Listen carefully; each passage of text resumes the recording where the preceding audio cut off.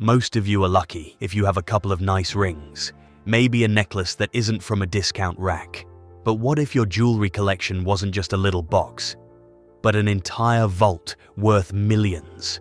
That's the reality for famous jewelry collectors. They own rare pieces made just for them, and they don't stop at 5, 10, or even 100 pieces. Instead, they build collections valuable enough to feed a whole country. Queen Elizabeth II and Elizabeth Taylor fall into this category, with a combined collection worth over $5 billion. But they're not alone. We've got a list of collectors who might surprise you with the amount of jewelry they own. Curious to find out more? Then you have to hang in tight for more exciting details. Queen Elizabeth would definitely top the list of jewelry collectors if there was any kind of ranking. From sapphires to rubies, diamonds, and everything in between, she practically had a kingdom of it. Now, let's look at some pieces in her collection that really stand out. First up, we have one of the world's most famous gemstones, the Timur ruby. This isn't actually a ruby, but a 352-carat spinel that originated in Central Asia. It passed through the hands of Mughal emperors who once ruled the Indian subcontinent and bears inscriptions from these rulers, including the legendary Shah Jahan, who built the Taj Mahal. Eventually, it made its way to Britain during the colonial era and was gifted to Queen Victoria in the mid-19th century. Then, there's the Victorian suite of sapphire and diamond set, a personal favorite among her collections. It was designed in 1850 and later gifted to Queen Elizabeth by her father, King George VI, for her wedding. While it might seem extravagant, it was just another day in the life of the Queen. The Cullinan diamonds in the Queen's collection stole the show too. It is the biggest gem-quality rough diamond ever found, and the Queen had pieces of it in her personal collection. The largest cuts of the Cullinan diamond became part of the crown jewels. The Cullinan Y, also known as the Star of Africa, was set in the sovereign's scepter, while the Cullinan II was placed in the imperial state crown. Queen Mary had the Cullinan III and IV diamonds made into a beautiful brooch, which she later gave to Queen Elizabeth. She rocked this piece to her Diamond Jubilee in 2012 as a subtle honor to her mother. All this amounts to a tiny part of her collection, so you can imagine the amount of these pieces she has stored in her vault. If Queen Elizabeth's collection left you in shock, just wait until you see what other jewelry collectors have in store. Elizabeth Taylor. When it comes to jewelry collections, who could possibly give Queen Elizabeth a run for her money? Well, Elizabeth Taylor is a perfect contender. She was obsessed with any jewelry that would make her stand out from her peers. As she entered new relationships and marriages, there was a new jewelry gift to celebrate. She also made history as one of the few women who have received rare diamond rings in proposals more than 5 times. Let's explore some of what she has in her collection. One of her crown jewels was La Peregrina, a stunning 16th century pearl once owned by royalty like Mary Tudor. When Taylor got her hands on it, she took it to Cartier, who created a beautiful necklace combining pearls, diamonds, and rubies. When it was sold later, it fetched about $7.6 million, proving Taylor's love for the finest treasures. The Krupp diamond ring was another piece that just shows how serious she was about jewelry. It is a flawless emerald-cut diamond piece that came as a gift from her ex-husband Richard Burton in 1968. This ring became one of her signature pieces. People couldn't talk about Taylor without mentioning that diamond. Burton didn't stop at one jewelry. He gifted Taylor another 8.24-carat ruby and a diamond ring by Van Cleef & Arpels. This particular one came as a surprise to Taylor. She was going through her Christmas presents when she noticed the ring stick to her Christmas stockings. Her collection didn't stop there. From Bulgari to David Webb to more pieces from Cartier, Taylor's jewelry chest was a playground for some of the world's most iconic jewelry houses. Lily Sapphire. You might not recognize the name Lily Sapphire right away, but her jewelry collection does all the talking. Sapphire is a Brazilian philanthropist who built a vault of jewelry that's famous in luxury circles worldwide. With all the wealth at her fingertips, adding new jewels to her collection was just a normal activity for her. Let's start with the popular Blue Bell of Asia. This piece broke a world record when it was sold off for $17 million. You might think the price is on a high side, but the jewelry is definitely worth it. It is a 392.52 carat Ceylon sapphire set in a lavish diamond necklace by the House of Garrard. Let's move on to her iconic sunflower earrings by Van Cleef and Arpels. Lay decided to create this with rare yellow diamonds that make you feel like you're looking at the sun itself. And how can we forget her love for rubies? Lily Sapphire owned a collection of Burmese rubies, including a ring featuring a 32.08 carat ruby by Chaumet, which is one of the most sought-after pieces in the jewelry world. This ring captures everything a collector dreams of. One of the most memorable occasions where she showcased the Burmese ruby ring was at a high-profile charity gala in Monte Carlo. Maharaja Bhupinder Singh of Patiala. If you think only women could own a jewelry collection, Maharaja is here to prove you wrong. Maharaja Bhupinder Singh of Patiala was a man who took collecting jewelry to a whole new level. While most men might spend their money on cars or fancy watches, Bhupinder Singh aimed for something much more impressive. He wanted gemstones that could steal the show at any royal event, and his wish was granted. He ended up with a collection of jewelry filled with history, culture, and pure luxury. The Patiala necklace by Cartier is rumored to be one of the best pieces he has acquired so far. It features over 2,900 diamonds, topping its look with a 234.65 carat De Beers diamond. The Maharaja commissioned it himself in 1928, describing the piece as a masterpiece that reflects the beauty of Indian royalty. But let's not get too caught up by just one necklace. Maharaja's taste for jewelry wasn't limited to that. His personal collection also included beautiful ceremonial necklaces decorated with sapphires, rubies, and emeralds, all carefully sourced from different parts of the world. Among these were emerald collars, made with some of the biggest green stones you'd find anywhere in Europe. And let's not forget the brooches and rings. Bhupinder Singh didn't shy away from adorning his attire with rare rubies or deep blue sapphires that would have caught every eye in the room. He would decorate his attire with diamond bracelets and rings, which matched his style as a wealthy Indian royal.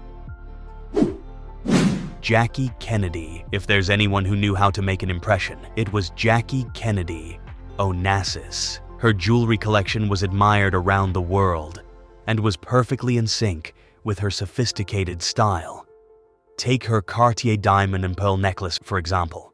This piece featured large, luxurious pearls separated by delicate diamond accents. It was pure, timeless, refined, and elegant. This necklace became part of her image, adding a little shine that was never too much, but always just right.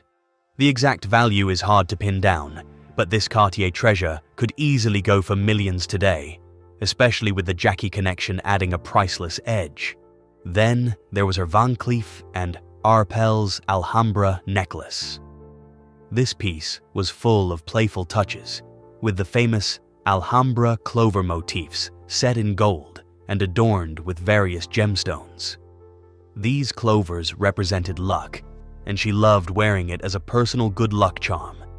Even today, the Alhambra is one of Van Cleef & Arpels' most iconic designs. But Jackie's version?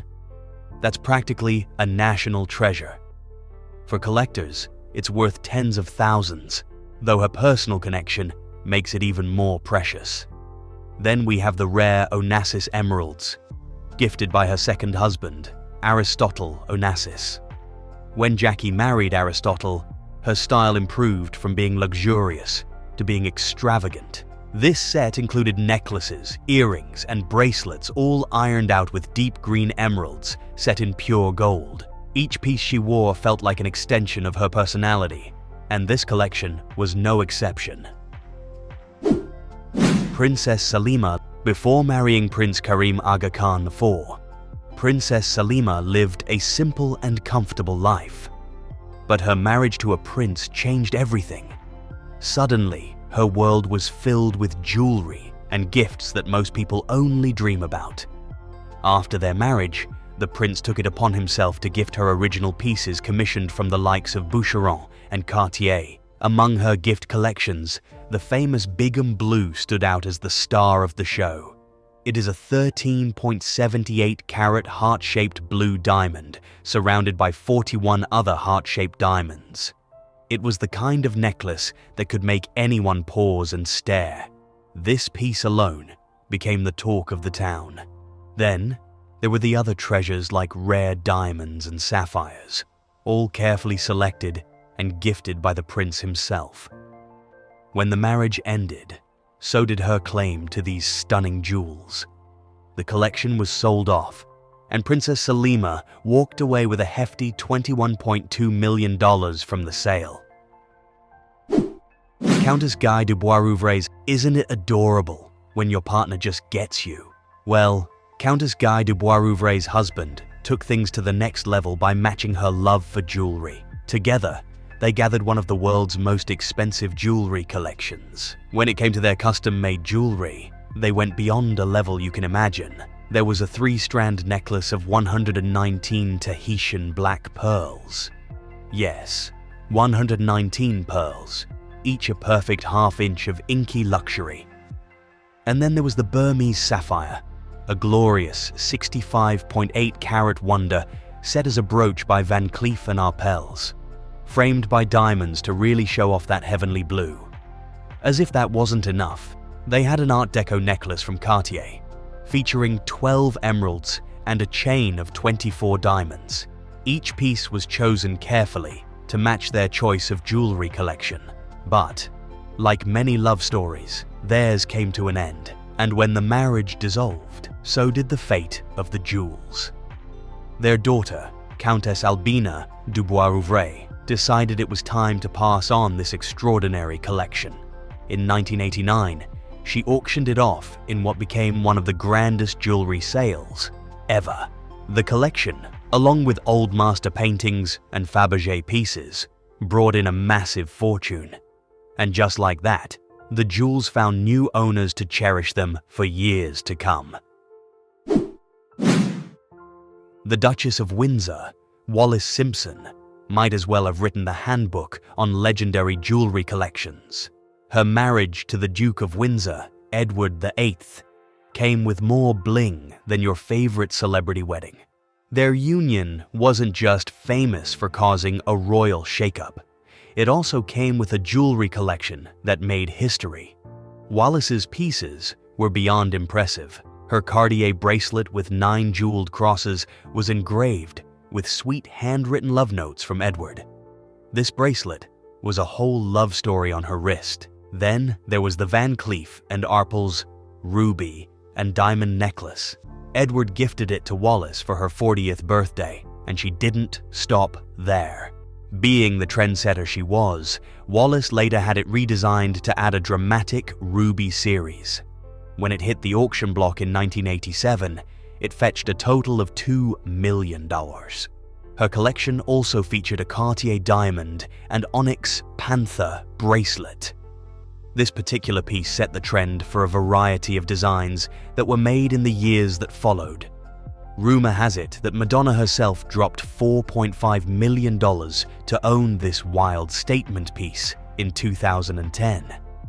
After she died in 1986, her collection was auctioned for $39 million, all going to the Pasteur Institute in Paris. A classy thank you to the city that welcomed her and Edward when they needed it most. Imelda Marcos definitely did her best to keep up with the world's top jewelry collectors. As the former First Lady of the Philippines, her jewelry collection was as legendary as her shoe closet. We're talking serious elegance here. One of the best she has was the golden Buddha necklace. It was a massive gold chain with a carved golden Buddha pendant. This piece screamed power and wealth. She also had the diamond-crested necklace, which was dripping in diamonds and rare stones, making it clear she loved the glitziest things. To crown it all, her royal necklace was loaded with rare gems that she wore proudly during her time in the spotlight as First Lady. After she and her husband, Ferdinand Marcos, were banished in 1986, many of her pieces were seized by the Philippine government and have been under lock and key ever since. Beyoncé is the only star on our list who's still rocking red carpets and world stages like a boss. She has a jewelry collection that matches her superstar status perfectly. First, there's her gorgeous 18-karat diamond engagement ring by Lorraine Schwartz. This ring, with its flawless cut and perfect shine, shows Jay-Z didn't hold back when he proposed. He had to go all out for the queen that mattered the most in his life. She also has an emerald-cut diamond ring, also created by Lorraine Schwartz. It's bold and glamorous, just like Queen Bey herself. And we can't skip her diamond-encrusted Panthère de Cartier ring. It features a sleek panther design covered in diamonds with emerald eyes. This particular piece highlights her love for unique and rare designs you would only find on her. So you can imagine how rare the other pieces in her collection would look like. That wraps up our list of the most famous jewelry collectors. Did they do too much? Or do you think it's a normal lifestyle for them? Feel free to let us know what you think in the comments section.